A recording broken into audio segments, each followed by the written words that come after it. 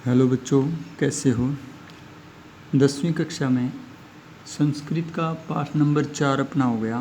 अभ्यास रहता है। पहला प्रश्न देखिए। अधोलिखितानां प्रश्नानाम् उत्तराणि संस्कृत भाषया लिखत।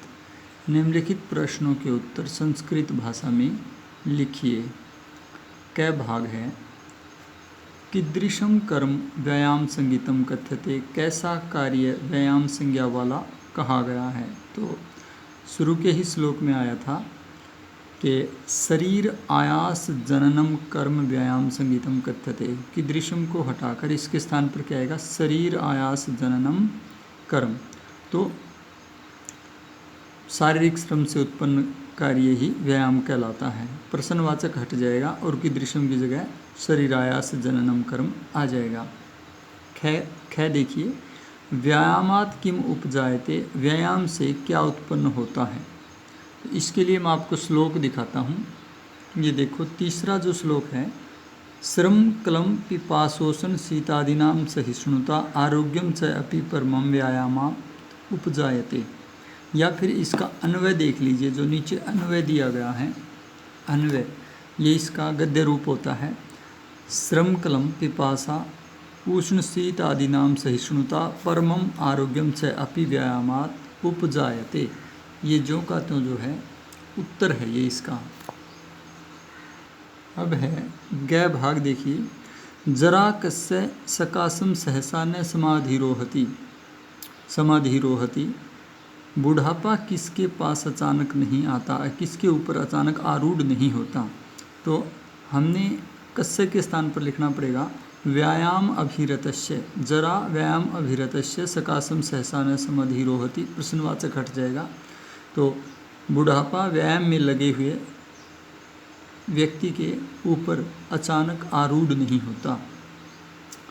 घ का देखिए, कियता बलेन व्यायाम करते हुए कितने बल से व्यायाम करना चाहिए। तो कियता के स्थान पर अर्धेन लिख देंगे। अर्धेन बलेन व्यायाम करते हुए आधे बल से व्यायाम करना चाहिए। पाठ में आया था बलस्यार्धेन, उसका अर्थ भी यही होता है। और अर्धेन बलेन उसका भी अर्थ वही होता है। प्रश्नवाचक हट जाएगा। इसके बाद है ङ, यानी पांचवा भाग। अर्ध बलस्य लक्षणम किम। आधे बल का लक्षण क्या होता है। इसके लिए मैं आपको श्लोक दिखाता हूँ। ये देखिए 10वां जो श्लोक है, ये 10वां श्लोक है। हृदय स्थान आस्थितो वायुर्यदा वक्त्रम प्रपद्यते व्यायामं कुर्वतो जंतो अर्धबलस्य लक्षणम। तो ये श्लोक का आप अन्वय लिख सकते हो उत्तर के रूप में। मैं अन्वय भी आपको दिखा देता हूँ। ये देखिए, अन्वय होता है गद्य रूप, श्लोक का गद्य रूप। व्यायामं कुर्वतः जंतोः हृदय स्थान आस्थितः वायु यदा वक्त्रम प्रपद्यते। वक्त्रम प्रपद्यते तत् बलार्धस्य लक्षणम। यानी व्यायाम करते हुए प्राणी के मुख में जब वायु, हृदय स्थित वायु जब मुख में आने लगे तो उसे आधे बल का लक्षण कहते हैं। तो ये आपके ङ भाग का, यानी 5वें भाग का, पहले प्रश्न के 5वें भाग का उत्तर है। अब प्रश्न संख्या 2 देखिए। उदाहरणम अनुसृत्य कोष्ठक गतेषु पदेषु तृतीय विभक्तिम प्रयुज्य। उदाहरण के अनुसार कोष्ठक में दिए गए पदों में तृतीय विभक्ति प्रयोग करके रिक्त स्थानानि पूरयत। रिक्त स्थान भरिए। तो तीसरी विभक्ति का प्रयोग करना है। इन्होंने एक उदाहरण दे दिया। उदाहरण में क्या है देखो। व्यायाम है खालिस्तान हीनम अपि सुदर्शनम करोति। और गुण शब्द ब्रैकेट में दिया गया है। तो व्यायाम है गुणैः हीनम अपि सुदर्शनम करोति। व्यायाम गुणों से हीन व्यक्ति को भी सुदर्शन यानी सुंदर दर्शन वाला कर देता है। अब इस उदाहरण के आधार पर हमने अगले जो खालिस्तान है वो भी बरने हैं। तो पहले है कै भाग। खालिस्तान व्यायाम कर्तव्य है। बलस्यार्ध, तो बलस्यार्धेन आ जाएगा। बलस्यार्धेन व्यायाम है कर्तव्य है। आगे है सदृशम। खालिस्तान सदृशम किंचित स्थूलापकर्षणम नास्ति व्यायाम। तो यहाँ आएगा व्यायामेन सदृशम किंचित स्थूल्यापकर्षणम नास्ति। तो व्यायामेन आ जाएगा। खालिस्थान विना जीवनम नास्ति, विद्यया विना जीवनम नास्ति, विद्या के बिना जीवन नहीं है।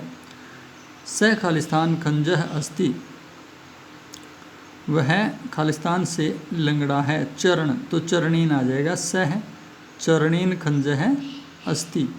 उसके बाद है सूपकार है भोजनम जिघ्रति नासिका, तो नासिकया, सूपकार है नासिकया भोजनम जिघ्रति। ठीक है,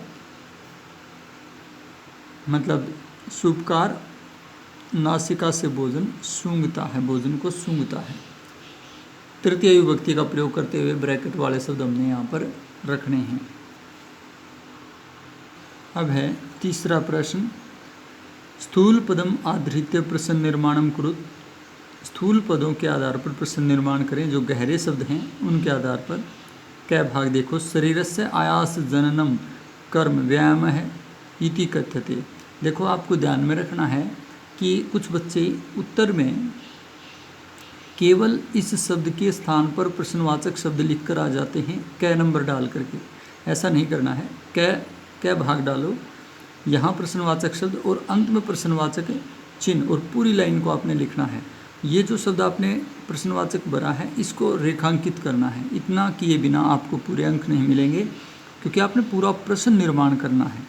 तो शरीरस्य षष्ठी विभक्ति है तो आ जाएगा कस्य, यहाँ लिखोगे कस्य और यहाँ पर प्रश्नवाचक चिन्ह। कस्य आयास जननम कर्म व्यायाम हेति कथ्यते। अर्य है व्यायामिनम न अर्दयन्ति। दूसरा अर्य है तो बहुवचन है, के आ जाएगा पुल्लिंग बहुवचन, के व्यायामिनम न अर्दयन्ति प्रश्नवाचक। आत्महितैषी भी सर्वदा व्यायाम कर्तव्य है, तो कई ही सर्वदा व्यायाम कर्तव्य है प्रश्नवाचक। अपना ही चाहने वालों को, मैं हिंदी कर देता हूँ, अपना ही चाहने वालों को हमेशा व्यायाम करना चाहिए। तो अपना ही चाहने वाले, इसकी जगह आ जाएगा किन को सदा व्यायाम करना चाहिए। व्यायाम है कुर्वत है विरुद्धम भोजनम अपि परिपच्यते। देखो विरुद्धम, व्यायाम करने वाले को विरुद्ध भोजन भी पच जाता है, विशेषण है इसलिए आ जाएगा कैसा, कीदृशम। तो कीदृशम भोजनम अपि व्यायामम कुर्वत है कीदृशम भोजनम अपि परिपच्यते, लास्ट में प्रश्नवाचक चिन्ह आ जाएगा। तो कीदृशम को अंडरलाइन करोगे आप। गात्राणाम सुविभक्तता व्यायामेन संभवती, अंगों की सुडौलता व्यायाम से संभव है, तो किन की, के साम आ जाएगा, के साम प्रश्नवाचक आ जाएगा। इसके 4 प्रश्न और रहते हैं जो अगले वीडियो में कराएंगे।